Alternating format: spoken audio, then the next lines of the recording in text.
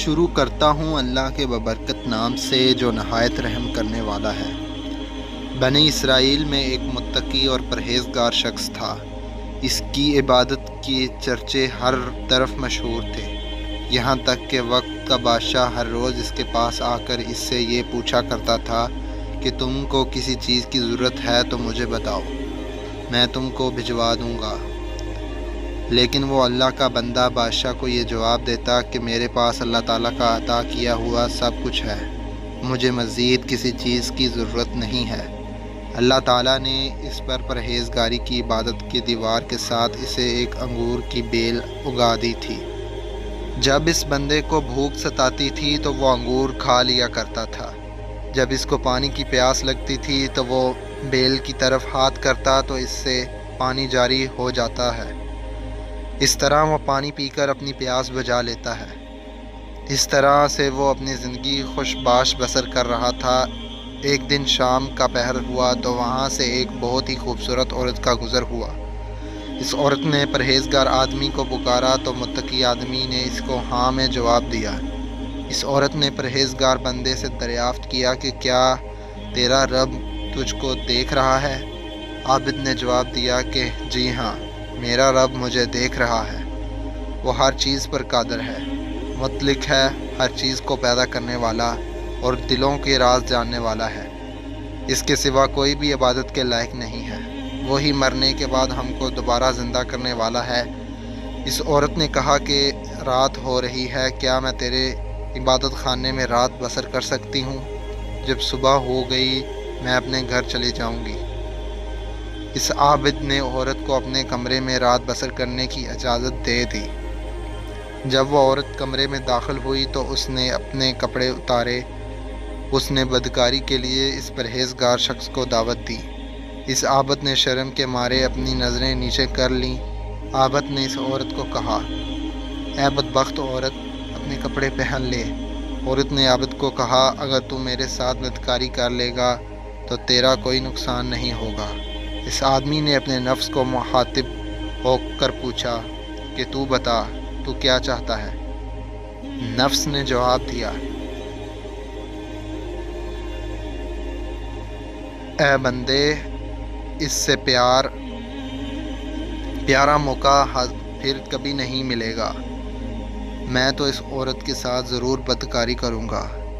ایک شخص نے جواب دیا، تیرا ستیہ ناس ہو، تو آگ میں جلنا چاہتا ہے، تو ایک لمحے میں میری سالوں کی عبادت کو زائد کرنا چاہتا ہے۔ کیا تجھے علم نہیں ہے کہ جو زانی ہوتا ہے اس کی بخشش نہیں ہوتی؟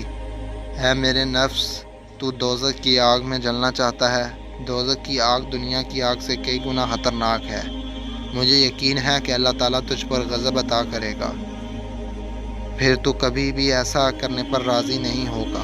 لیکن عابد کے نفس نے اس کو مزید عورت کے ساتھ بدکاری کرنے پر مجبور کیا۔ اس آدمی نے نفس سے کہا کہ جہنم کی آگ دنیا کی آگ سے کئی گنا گرم ہے، پہلے میں تجھے دنیا کی آگ پر رکھتا ہوں، اگر تو نے اس آگ کی تپش کو برداشت کر لیا تو میں تجھے آج رات اس عورت کے ساتھ بدکاری کرنے کی کھلی اجازت دے دوں گا۔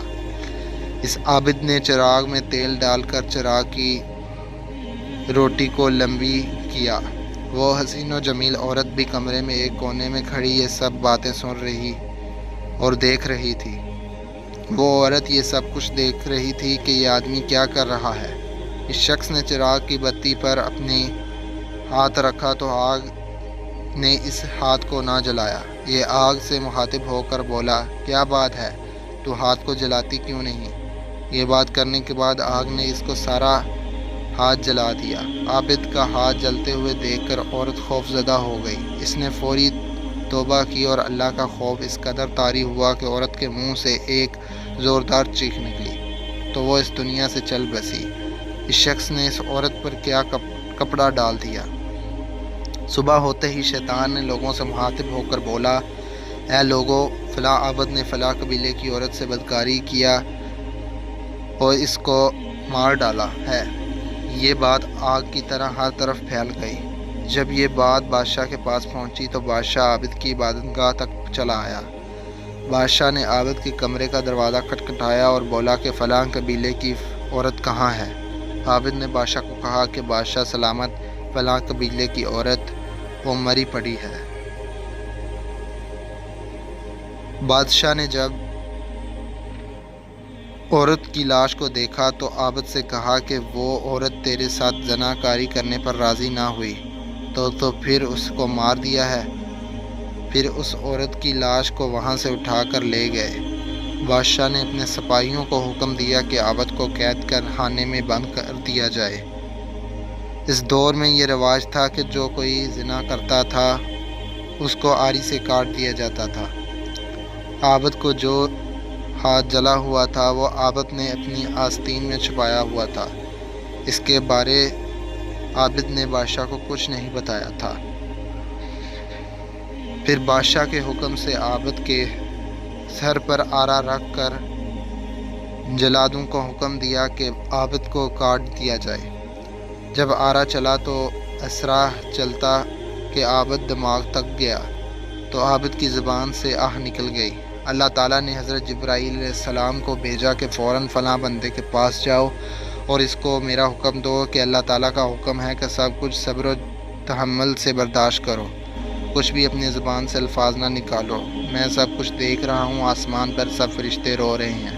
مجھے اپنی عزت کی قسم اگر دوسری بار آہ نکلی تو میں آسمان کو زمین پر گرا دوں گا۔ اللہ تعالیٰ کے حکم سے وہ عابد کچھ بھی نہ بولا، وہ سب تکلیف کو صبر کے ساتھ برداشت کرتا رہا۔ جب وہ عابد مر گیا تو اللہ تعالیٰ نے پاس پڑی مردہ عورت کے جسم میں روح ڈال دی۔ وہ اٹھ کر بولی، خدا کی قسم یہ عابد بے گناہ تھا، اس نے میرے ساتھ کچھ نہیں کیا تھا، میں نے تو اس کو خود زنا کی دعوت دی تھی، لیکن اس نے میری دعوت کو ٹھکراتے ہوئے مجھے انکار کر دیا تھا۔ میں آج بھی کنواری ہوں۔ اس کے بعد عورت نے بادشاہ اور وہاں سب لوگوں کو عابد اور اس عورت کے درمیان جو بھی عمل اور باتیں ہوئی تھی وہ سب بتا دی۔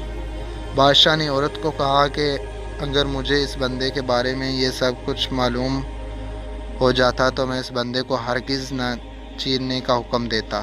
اس کے بعد عورت پھر سے مر گئی۔ جب عابد آرے سے چیرا گیا وہ عابد مر گیا تو لوگوں نے عابد اور عورت کو دفنانے کے لیے ان کی قبروں کو کھودا تو قبروں سے بہت ہی پیاری خوشبو آ رہی تھی۔ جب لوگوں نے ان دونوں کا نماز جنازہ پڑھنے لگے تو آسمان کی طرف غیب سے آواز آئی، اے دنیا والو ذرا ٹھہر جاؤ، ان دونوں کی نماز جنازہ آسمان پر فرشتوں کو پہلے ادا کرنے دو۔ پھر ان کا نماز جنازہ پڑھ کر ان کی قبر میں اتار کر دفنا دیا گیا۔ چند مدت کے بعد ان کی قبروں پر یاسمین کا پودا اگ آیا تھا۔ ان کی قبروں پر لوگوں نے ایک تختہ پڑا دیکھا تھا۔ اس تختے پر لکھا ہوا تھا کہ اللہ کے نام سے شروع جو نہایت رحم کرنے والا ہے۔ اللہ تعالیٰ نے اس بندے کی قبر پر ایک ممبر نصب کر دیا۔ اللہ تعالیٰ نے اپنے فرشتوں کو اکٹھا کیا اور حضرت جبرائیل علیہ السلام نے سب فرشتوں کو خطبہ دیا کہ یہ سب کچھ میں نے اس لیے کیا ہے کہ میں نے فرشتوں کو اپنا گواہ بنایا ہے۔ میں نے فردوس کے 50,000 جنتی روحیں اس کے نکاح میں دے دی ہیں۔ میں اپنے ڈرنے والوں کے ساتھ ایسا ہی سلوک کرتا ہوں۔ اللہ تعالیٰ ایسے بندوں کی قبروں کو ہمیشہ ہی روشن فرماتا ہے۔ ہمارے پیارے آقا حضرت محمد مصطفیٰ صلی اللہ علیہ وآلہ وسلم نے فرمایا کہ عورت کی محاسن کی طرف دیکھنا ابلیس کے زہر میں بجے ہوئے تیروں میں سے ایک تیر ہے۔ دنیا میں جو بھی بندہ حرام کاموں سے اپنی نظروں کو نہیں بچاتا تو اللہ تعالیٰ قیامت کے دن ایسے بندوں کی آنکھوں میں آگ کی سلائی پھیرنے کا حکم دے گا۔ پھر اللہ تعالیٰ کے حکم کی تعمیل کی جائے گی۔ نبی کریم صلی اللہ علیہ وآلہ وسلم کا فرمان ہے کہ جو بندہ اپنے نگاہ کی حفاظت کرے گا اللہ تعالیٰ اس بندے کو بہترین اجر و ثواب عطا فرمائے گا۔ اللہ تعالیٰ سے دعا ہے کہ اللہ تعالیٰ ہم سب کو نیک کام کرنے اور زنا کاری سے دور رہنے کی توفیق عطا فرمائے۔ آمین ثم آمین۔